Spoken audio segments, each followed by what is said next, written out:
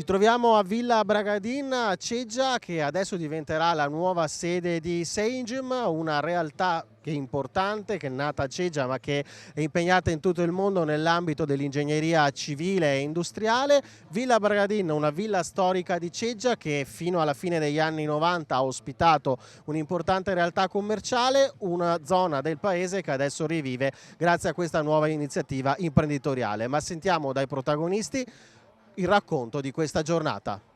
Riqualificate un'area importante per chi è ciliense, come quella di Villa Bragadin. Beh, allora, per il paese questa riqualificazione insomma, è importante perché erano parecchi anni che questa area era diciamo, non utilizzata, non vissuta. Per noi vuol dire poter rimettere assieme le 70 persone che lavoravano a Ceggia e per cui da lunedì prossimo potremo lavorare meglio. Questo è il quartiere generale, è il quartiere dove si definiranno le strategie del gruppo e dove verranno prese le decisioni più importanti. È un segnale molto importante di un'azienda che si confronta a livello nazionale ed internazionale, avere il loro cuore, il loro headquarter qui nella nostra regione e in particolar modo qui in provincia di Venezia, a Ceggia. È la voglia di rimanere attaccati al proprio territorio, ma avere anche la capacità di guardare il mondo. E per noi è un messaggio estremamente importante quello di pensare che il Veneto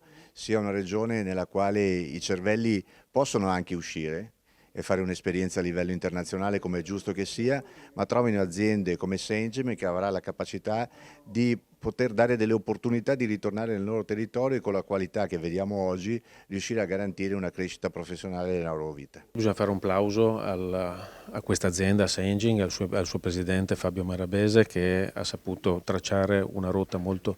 importante, portando questa azienda da essere una realtà territoriale ad essere una realtà nazionale e anche internazionale. Ha avuto uno sviluppo continuo sia in termini di fatturato ma soprattutto di occupazione, quindi con circa 400 addetti erano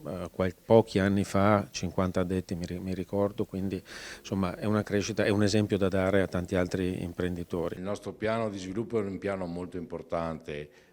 io dico siamo agli inizi per cui da fare ce n'è moltissimo. Noi abbiamo in mente di diversificare e di crescere ancora con almeno 200 nuove assunzioni a brevissimo e con nuove sedi nei mercati esteri e per cui l'Europa piuttosto che l'Asia, piuttosto che il Medio Oriente sono comunque territori su cui noi stiamo guardando con attenzione. Siamo contenti di avere una realtà così importante e così ben strutturata qui a Ceggia, un nuovo quartier generale da cui partiranno